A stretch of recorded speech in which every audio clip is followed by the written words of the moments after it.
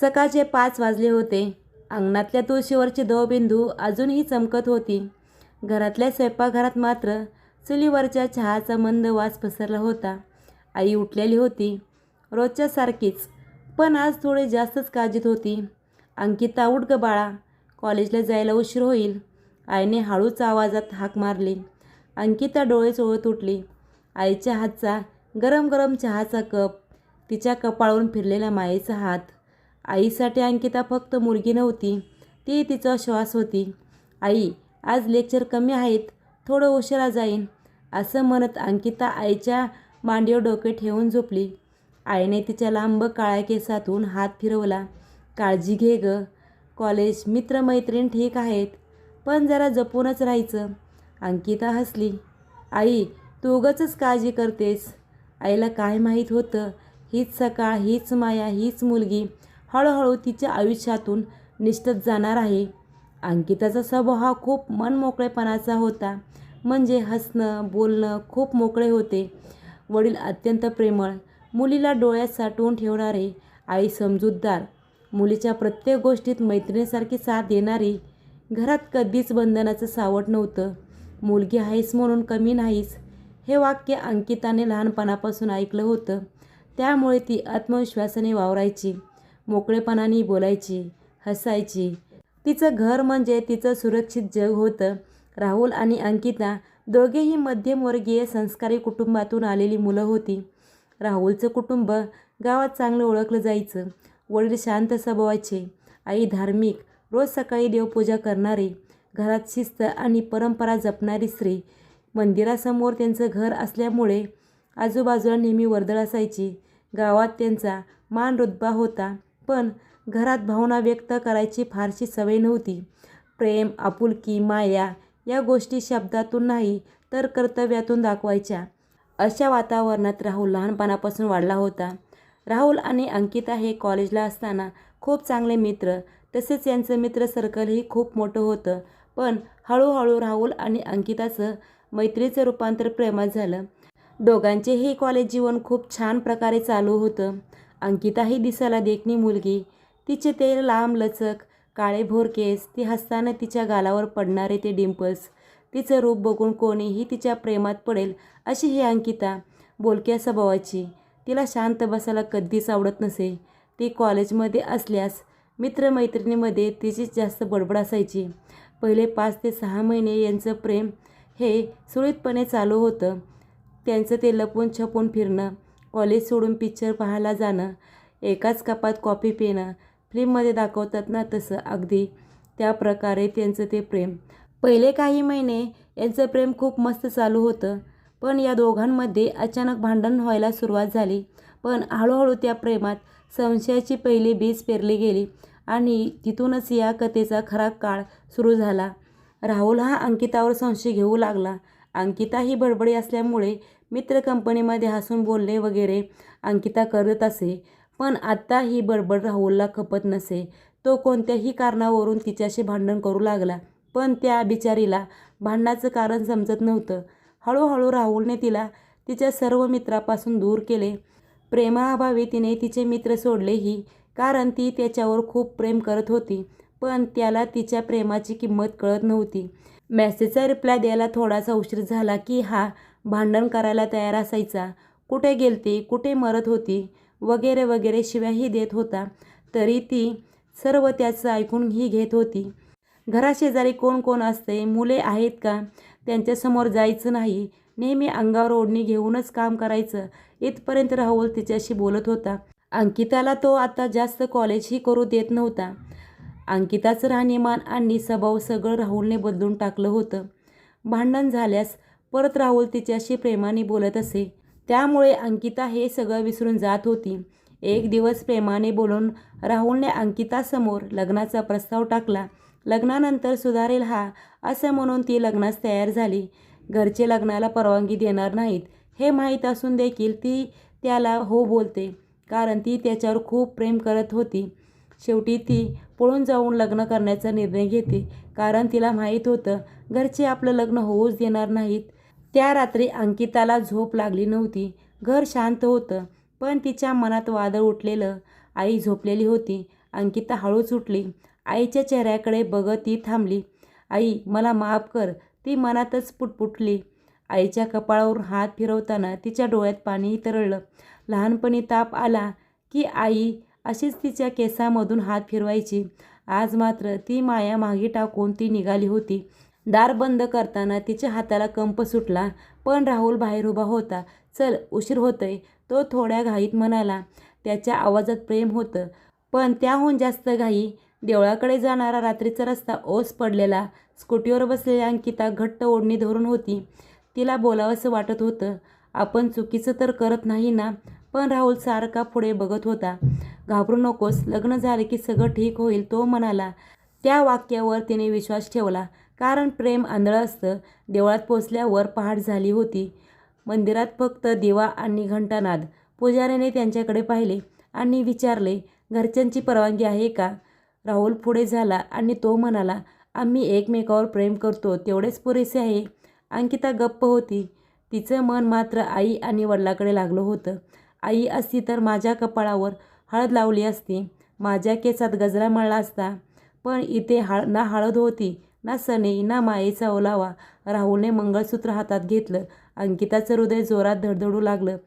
हेच माझं आयुष्य आहे आता, असा विचार तिच्या मनात आला. मंगळसूत्र गळ्यात पडताना तिच्या डोळ्यातून पाणी आलं होतं.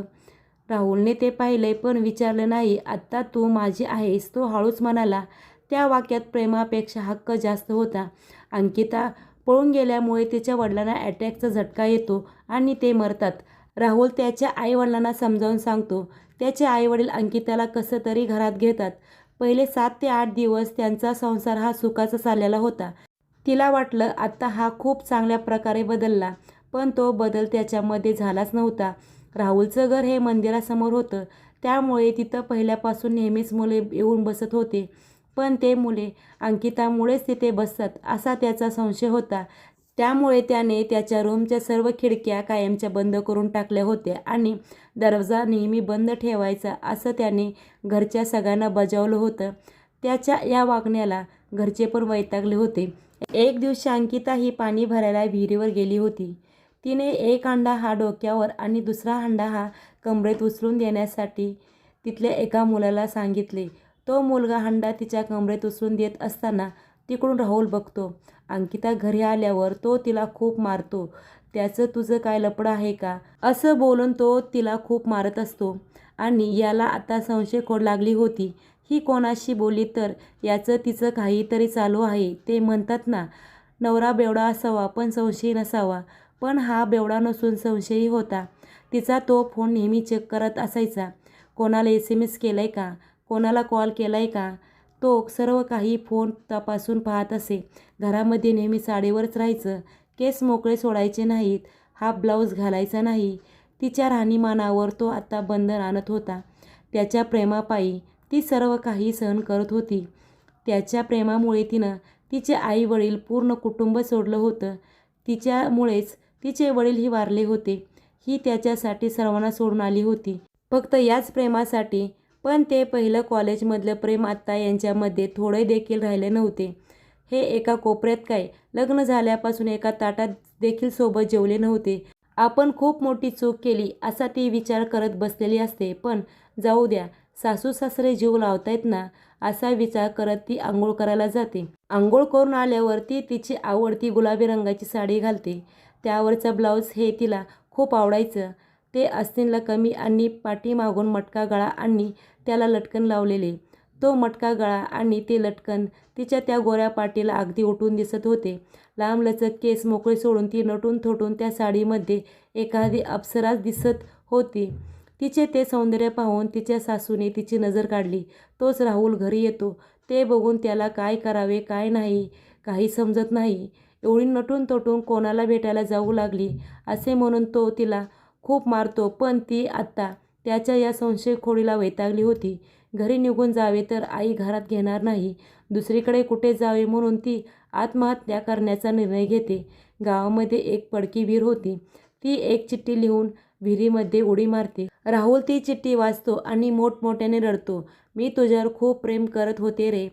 तुझी ही खोड माहीत असूनसुद्धा मी तुझ्याशी लग्न देखील केले.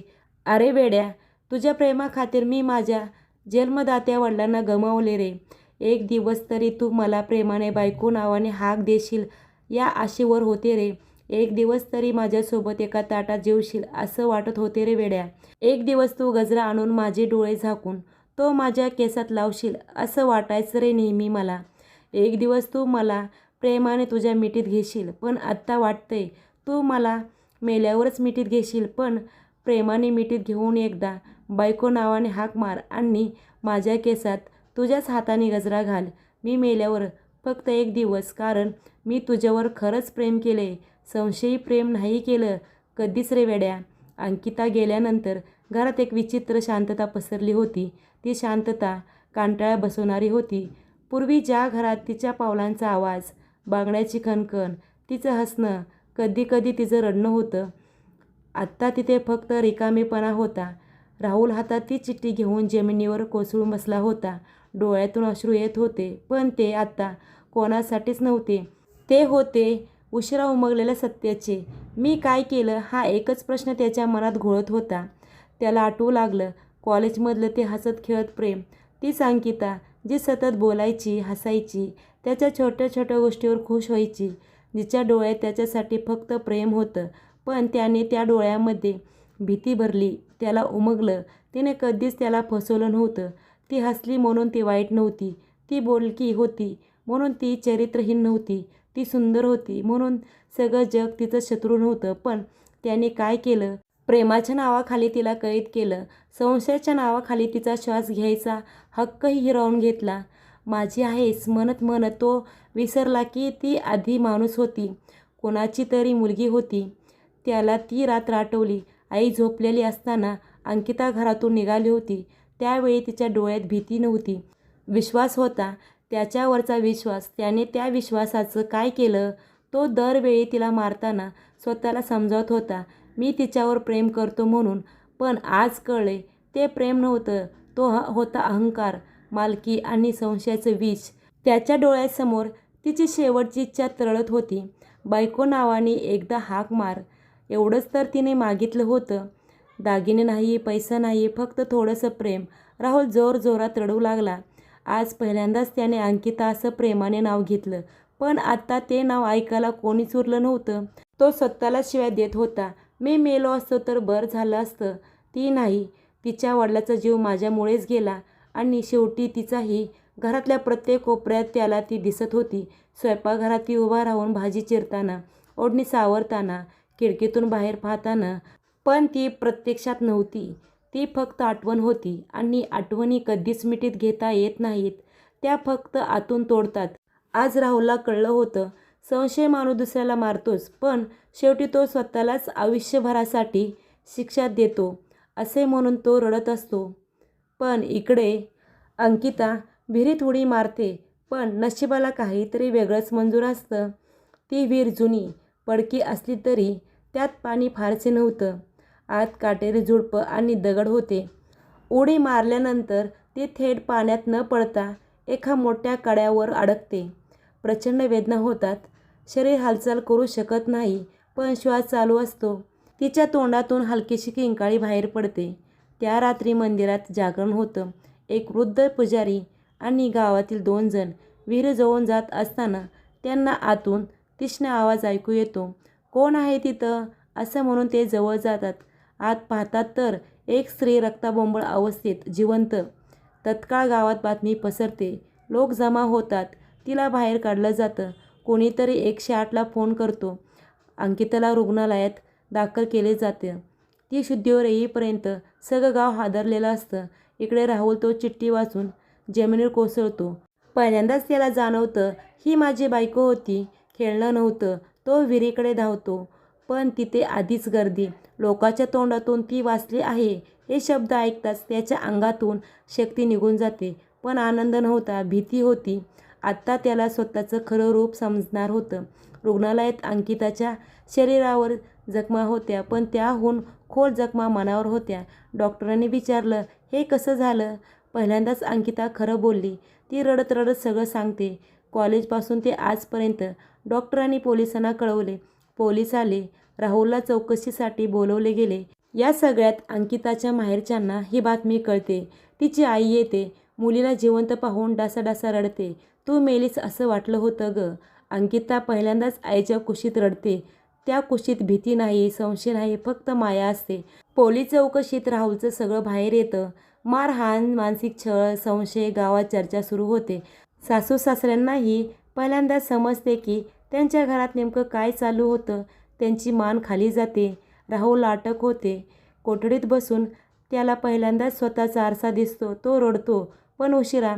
अंकिता काही महिन्यांनी पूर्ण बरी होती. तिला माहेरी नेलं जातं. सुरुवातीला समाजाचे टोमणे, लोकांच्या नजरा, पण आई खंबीरपणे तिच्या पाठीशी उभा राहते. माझी मुलगी जिवंत आहे, हेच माझ्यासाठी पुरेसे आहे.